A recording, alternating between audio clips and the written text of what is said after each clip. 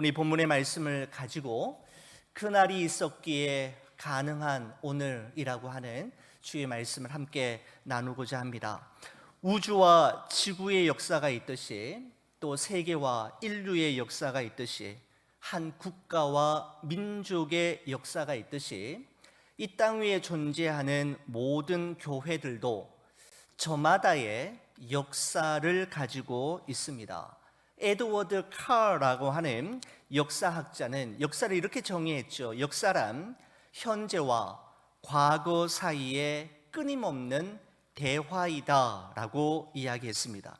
교회도 그날 그때라고 말할 수 있는 과거와 오늘 그리고 지금이라고 말할 수 있는 현재가 있고, 과거와 현재 그리고 그날과 오늘 사이에 끊임없는 대화와 자기 성찰을 통해 교회는 점점 더 성숙해져 가고 교회다워져 가는 것입니다. 이런 말이 있습니다. 지금의 나는 지난날 내가 선택했던 것들의 결과물이고, 앞으로의 나는 지금부터 내가 선택하는 것들의 결과물이 될 것이다 라는 말이 있습니다. 이 말은 과거와 현재와 미래가 서로 분리되어 있는 것이 아니라 그날이 있었기에 오늘이 있고 오늘이 있기에 내일이 있음 같이 과거와 현재와 미래는 서로 공존하며 서로 긴밀히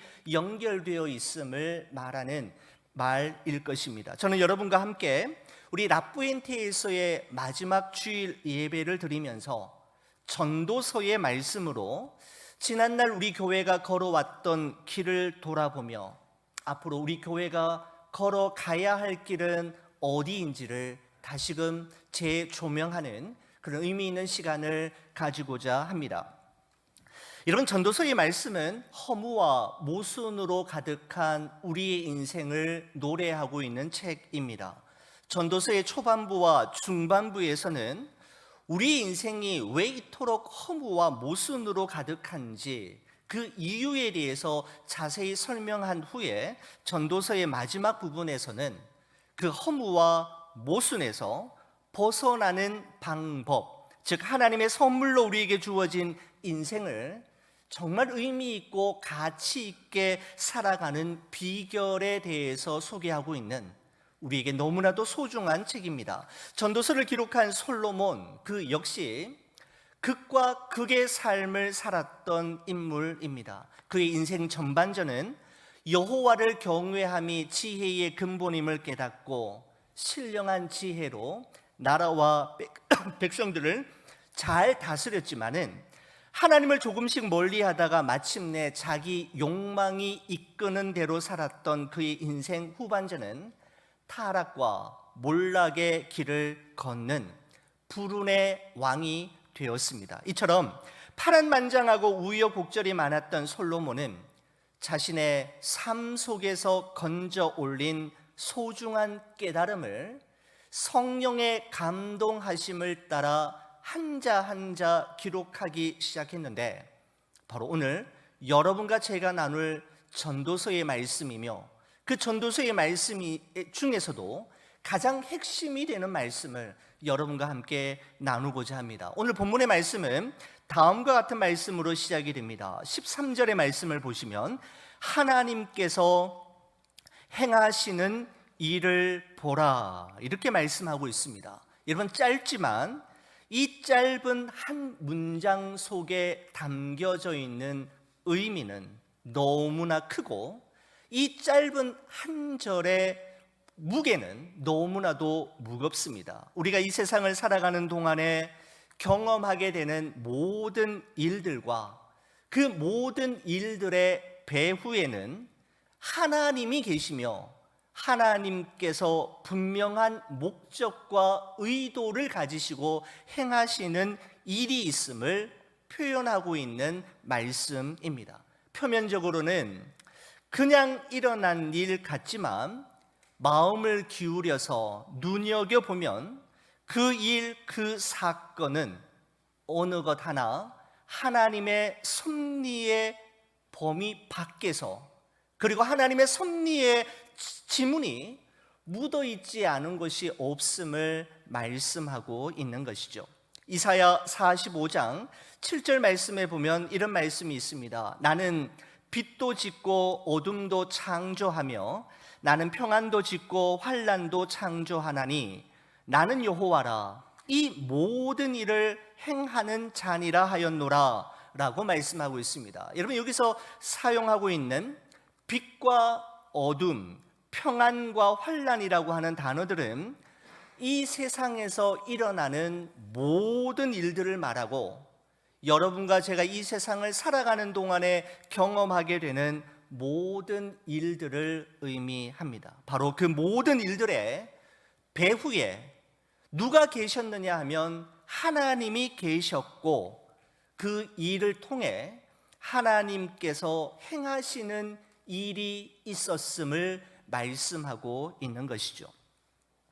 우리 교회가 걸어온 길과 우리 한 사람 한 사람이 살아온 삶을 되돌아볼 때 그러한 일은 없었어야 했고 그러한 사건은 일어나지 말았어야 했던 것처럼 보이지만 하나님의 깊고 높고 넓으신 섭리의 관점에서 볼 때 그 모든 일들은 오늘의 우리 교회와 오늘의 우리 인생을 만들기 위해 꼭 필요했던 것이었음을 깨닫게 된다라는 것을 이야기하는 것입니다. 사랑하는 우리 교회 여러분, 요즘 여러분의 삶의 여정 속에서 특별히 하나님께서 행하시는 일이라고 생각되는 것은 무엇입니까? 눈에 보이는 대로 보고 귀에 들리는 대로 반응하는 것이 아니라 눈에 보이는 것과 귀에 들리는 것의 배후에 계시는 하나님, 그리고 그 하나님께서 행하시는 일이 있다는 믿음으로 살아갈 때 우리는 눈에 보이는 것과 귀에 들리는 것으로 일희일비하는 가벼운 인생을 멀리할 수 있게 될 것입니다.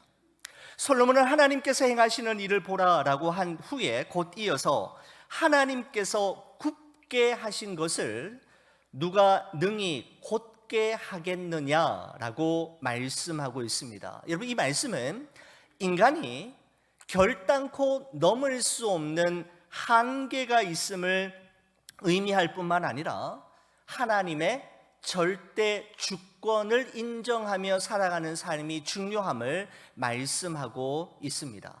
천하의 모든 사람이 다 반대해도 하나님이 하시고자 하시면 그 일은 반드시 이루어지고야 말 것이지만 천하의 모든 사람이 다 힘을 합쳐도 하나님이 막으시면 그 일은 결단코 이루어지지 않음을 말씀하고 있는 것이죠. 여러분, 인생을 비유하는 표현들이 많이 있는데 저는 우리의 인생을 바둑에 비유하는 것을 좋아합니다. 여러분, 저는 바둑에 관한 한 5목 정도를 두는 수준이지만 옛날에 TV에서 바둑 제왕전을 볼 때마다 정말 신기했던, 정말 재미있었던 부분이 있었는데 바로 그것은 모든 대국이 끝나고 난 후에 바둑 프로 기사들이 그대로 복귀하는 것이었습니다. 이런 복귀라고 하는 것은 바둑 대국이 끝나고 승패가 결정된 이후에 몇 시간 동안이나 바둑판 위에 올려놓았던 흙과 백의 돌들을 순서 그대로 다시 놓는 것을 복귀라고 이야기합니다. 몇 시간 동안이나 주거니 받거니 올려놓았던 돌들을 순서대로 그대로 복귀할 수 있는 것은 돌과 돌들이 서로 의미로 연결되어 있기 때문이라고 합니다. 돌과 돌이 그냥 그 위에 올려져 있는 것이 아니라 의미로 연결되어 있기 때문에 복귀가 가능하다는 것이죠. 여러분, 그래서 바둑판 위에 의미 없는 돌은 없다라는 말이 생길 정도입니다. 정사각형의 바둑판 위에 그려진 19개의 가로줄과 19개의 세로줄, 그리고 그 세로줄과 가로줄이 만나는 361개의 점들 위에 촘촘히 올려진 흑색과 백색의 돌들 중에서 의미 없는 돌은 하나도 없다는 것입니다. 여러분, 인생을 바둑에 비유하는 이유가 바로 여기에 있다고 생각합니다. 그 돌이 그곳에 있는 데에는 그곳에 있어야만 하는 분명한 이유와 의미가 있듯이, 우리 인생의 바둑판 위에 촘촘히 놓여진 수많은 사건들도 그 하나하나마다 다 이유가 있고 의미가 있다라는 것입니다. 사랑하는 우리 교우 여러분, 여러분의 삶의 여정에도 하나님께서 굳게 하셨다라고 생각되는 일이나 사건들이 지나온 삶 속에 분명히 있으셨을 것입니다. 하나님이 살아계신다면, 하나님이 나를 사랑하신다면 어떻게 내게 이렇게 하실 수 있는가라고 하는 꼬리에 꼬리를 물고 이어지는 생각으로 하나님께 실망해 보신 분들도 있으실 것입니다. 여러분, 그런데 일본의 그 크리스찬 작가 중에 미우라 아야코라고 하는 여사가 있습니다. 젊은 20대부터 세상을 떠날 때까지 그녀는 평생 몸에 치명적인 질병을 안고 살았던, 그야말로 병을 인생의 버스로 삼았던 분인데, 그 미우라 아야코 여사가 쓴 글 중에 이런 시가 있죠. 아프지 않으면 드리지 못할 기도가 있다. 아프지 않으면 듣지 못할 말씀이 있다. 아프지 않으면 나는 인간일 수 없다라고 하는 그런 유명한 글이 있습니다. 여러분, 작가는 인간 실존을 아픈 존재로 보았던 것입니다. 여러분, 그렇게 평생을 병과 더불어 살았던 미우라 아야코가 했던 말이 저는 제 마음속에 오래 남고 아직도 간직하고 있습니다. 그녀가 이런 말을 했습니다. 하나님, 당신께서 하시는 일은 언제나 옳습니다. 왜냐하면 당신은 나보다 나를 더 잘 아시고 나보다 나를 더 사랑하시기 때문입니다 라는 말을 그녀는 남기고 있습니다. 우리는 하나님의 때와 뜻을 알지 못해 답답해할 때가 많이 있고, 하는 일마다 굽게 하시고 뒤틀리게 하심으로 낙심될 때도 많이 있지만, 우리가 결단코 놓치지 말아야 할 진리가 있다면 그것은 하나님은 언제나 오르시다는 사실입니다. 그렇습니다. 하나님의 오르심을 믿고 하나님의 질서 속에 나를 맡길 때 우리는 비로소 평안함과 자유를 경험할 수 있고, 하나님께서 굳게 하셨던 그 일 동안 그분의 은혜임을 고백하며 감사할 날이 있게 될 것입니다. 여러분, 그러면서 솔로몬은 결론적으로 14절에 이렇게 이야기합니다. 형통한 날에는 기뻐하고 곤고한 날에는 되돌아보아라. 이 두 가지를 병행하게 하사라고 말씀하고 있습니다. 여러분, 우리 인생은 언제나 형통한 날만 있거나 곤고한 날만 있는 것이 아니지요. 형통한 날과 곤고한 날이 서로 시줄과 날줄이 되어 우리 인생을 아름답게 수놓아 갑니다. 행복했던 순간도, 정말 힘들었던 순간도 그 당시에는 영원할 거라 생각했지만 모두 다 지나가는 것이었습니다. 여러분, 우리가 일반적으로 햇빛이 쨍쨍 내리쬐는 날을 날씨가 좋다고 이야기하고, 비가 내리거나 바람이 많이 부는 날을 날씨가 안 좋다고 이야기합니다. 여러분, 그런데 아랍 속담에는 햇빛만 내리쬐는 곳은 사막이 된다라고 하는 속담이 있습니다. 여러분, 이것은 우리가 부정적으로만 생각하는 비가 내리는 날씨나 바람 부는 날씨가 언제나 나쁜 것만은 아니라는 것이죠.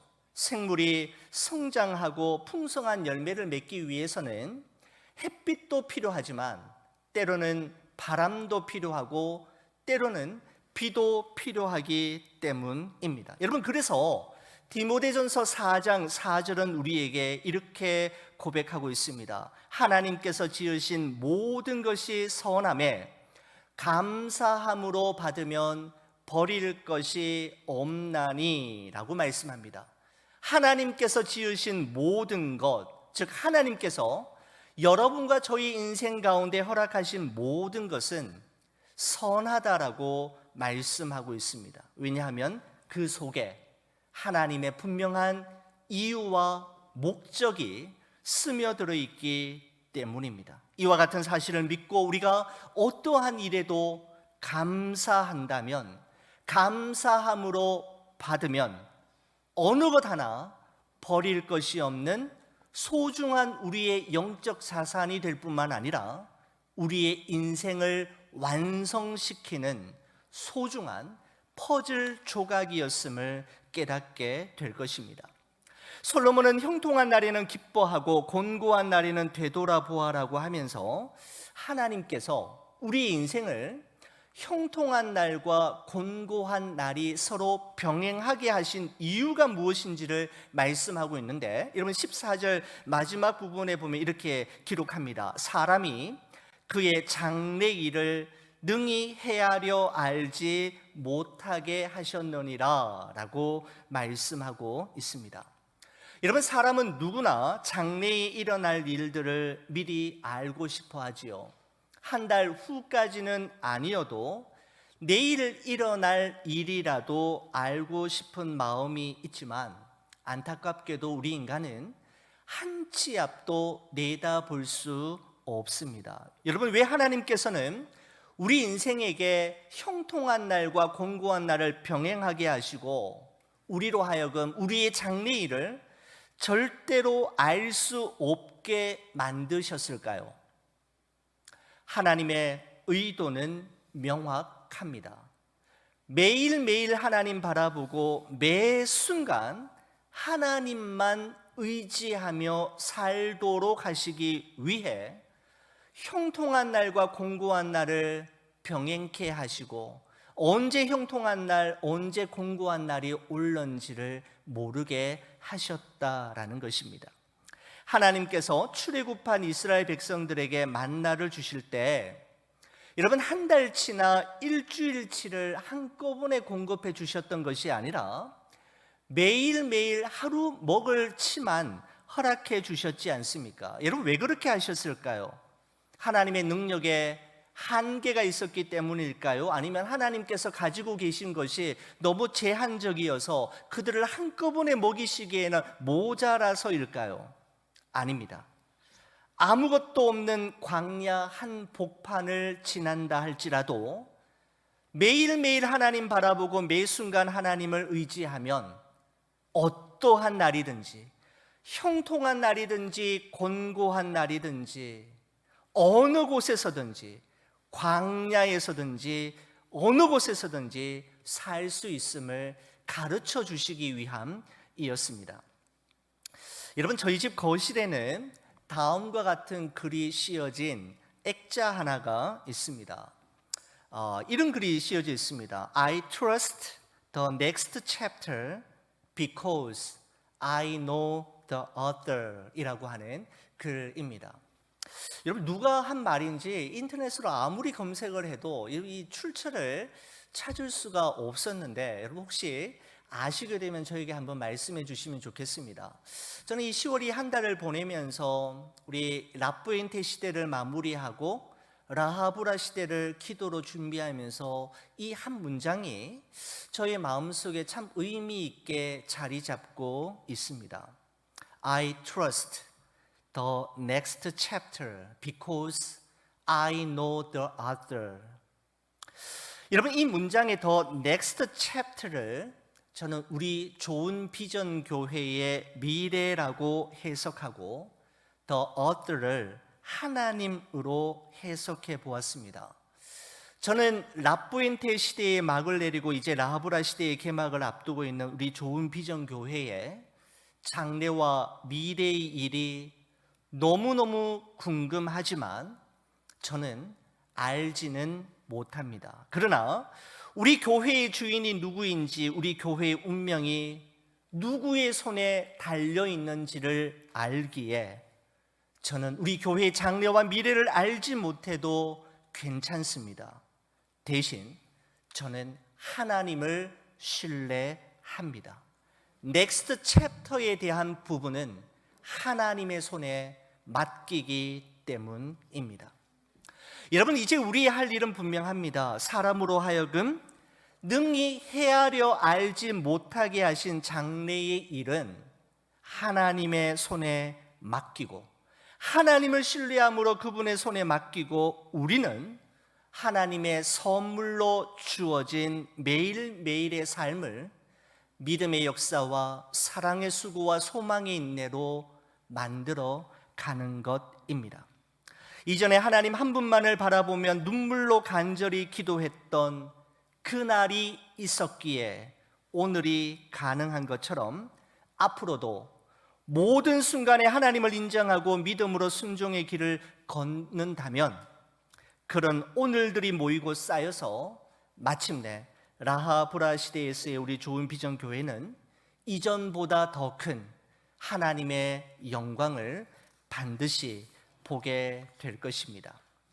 지난 세월 수많은 시련과 역경 가운데서도, 숱한 위기 순간에서도 눈물의 기도로 끝까지 교회를 지켜내시고 믿음의 역사와 사랑의 수고와 소망의 인내로 마지막 순간까지 교회를 섬겨오신 우리 교회 장로님들과 권사님들, 우리 안수 집사님과 서리 집사님들을 주님의 이름으로 축복합니다.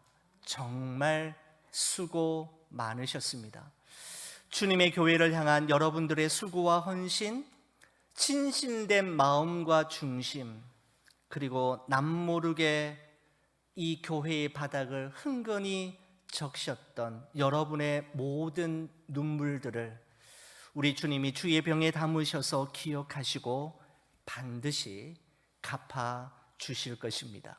바로 그 날이 있었기에 오늘 우리는 오늘을 맞이하게 된 것입니다. 지금 그리고 여기까지 우리 교회를 인도하시고 도와주신 에베네셀의 하나님께 모든 영광을 올려드리며 좋은 비전교회의 넥스트 챕터를 그분의 손에 온전히 맡겨드리는 여러분과 제가 되기를 주의 이름으로 간절히 축원을 드립니다.